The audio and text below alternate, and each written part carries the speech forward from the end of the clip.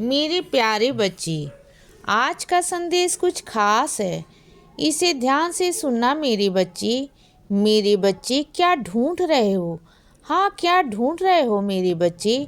अपने बाबा को। तुम्हारे बाबा तुम्हारे पास हैं, तुम्हारे सामने खड़े हैं। देखो मुझे, मैं तुम्हारे सामने हूँ। महसूस करो मुझे, देखो मुझे, वह नज़र लाओ। अपनी जिस नज़र से तुम देख सकते हो बच्चे, वह प्रेम वाली नज़र, वह भाव वाली नज़र कि मैं तुम्हारे सामने खड़ा हूँ।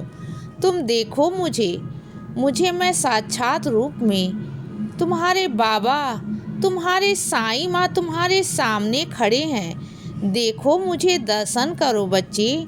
मेरे दर्शन करना चाहते हो ना? मैं तुम्हारे सामने हूँ, दर्शन कर लो। मेरे जितना मर्जी हो ना, निहार लो मुझे, अच्छे से निहार लो बच्चे। फिर मत कहना कि बाबा आप चले गए। मैं तुम्हारे सामने हूँ, दर्शन करो मेरे और सुनो। तुम जिस इंसान के अंदर ना बुराई ही बुराई ढूंढ रहे हो ना, उस इंसान के अंदर अच्छाई भी है। उसे भी देखो, क्योंकि वह इंसान ना बहुत चीज़ों से घिरा हुआ था। उसकी परिस्थितियों ने उसे ऐसा बना दिया। वह शुरू से ऐसा नहीं था बच्चे। उसकी परिस्थितियाँ ऐसी आईं, उसके हालात ऐसे आए ना कि वह ऐसा ही बन गया। लेकिन उसके अंदर बुराइयाँ ज़रूर हैं, लेकिन उसके अंदर अच्छाइयाँ भी हैं बच्चे। लेकिन एक बात और है, कभी किसी का गलत नहीं करता, कभी किसी का बुरा नहीं करता वह।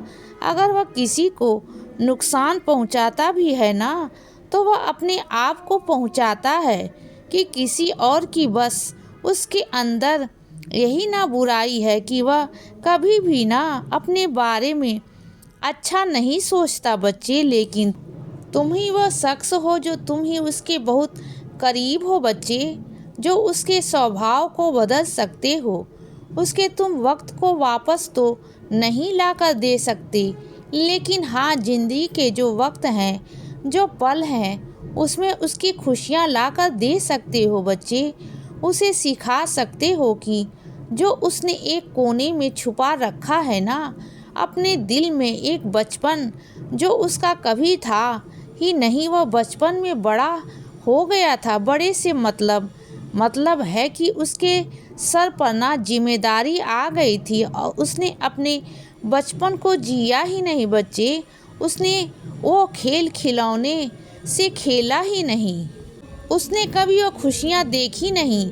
और इस वजह से ना वह आज बहुत घबराया हुआ है। उसके अंदर अच्छाइयाँ हैं, लेकिन एक कोने में दबी हुई हैं। उसकी अच्छाइयों के साथ में वह जब किसी और की तरफ देखता है ना, जब किसी और के माता पिता की तरफ देखता है ना, तो वह चुप चुपके से रोता है। उसे अपने पिता की बहुत याद आती है, बहुत बहुत याद आती है बच्चे। क्योंकि उसका कंधा थे, उसके हौसले थे, जो उसके पास नहीं है अभी। तो बस वही सारी चीज़ें हैं मेरे बच्चे। तुम्हें समझना होगा, उसे प्यार देना होगा, उसे समझाना होगा कि तुम उसके साथ, वह अकेले नहीं है। क्योंकि वह हमेशा अपने आप को अकेला महसूस करता है बच्चे।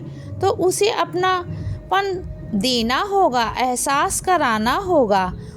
उसकी बुराइयों को मत देखना, उसकी अच्छाइयों को देखना। क्योंकि तुम ना बहुत करुणामय हो, तुम मेरे बच्चे हो और तुम्हें हर किसी के लिए अच्छा सोचना है, अच्छा करना है बच्चे। अगर तुम्हारी वजह से किसी की ज़िंदगी में खुशी आती है, तुम्हारी वजह से किसी की ज़िंदगी रोशन होती है ना, तो इससे बड़ी सेवा मेरी क्या हो सकती है? बोलो बच्चे। और एक बात और कहनी थी तुमसे, कभी कभी ऐसा होता है ना कि तुम अपने घर में किसी की सेवा में चले जाते हो, किसी की सेवा करते हो, किसी को खाना दे रहे होते हो, किसी को पानी दे रहे होते हो, और उसी वक्त मेरी पूजा का समय भी होता है बच्चे। और तुम्हें लगता है कि फटाफट मैं वह सारा काम खत्म करके बाबा की पूजा पाठ करूं, बाबा की आरती करूं। तो सुनो बच्चे मेरी बात, जो जल्दबाजी बिल्कुल भी मत किया करो। अगर अपने घर में किसी को खाना दे रहे हो या किसी के लिए कोई खाना बना रहे हो या किसी का कोई काम कर रहे हो ना, तो समझ लो वह मेरी पूजा है। इसीलिए बच्चे सदा खुश रहो और हमेशा मुस्कुराते रहो। मेरा आशीर्वाद हमेशा तुम्हारे साथ है बच्चे। अब रात हो गई है मेरे बच्चे, अब सो जाओ। शुभ रात्रि।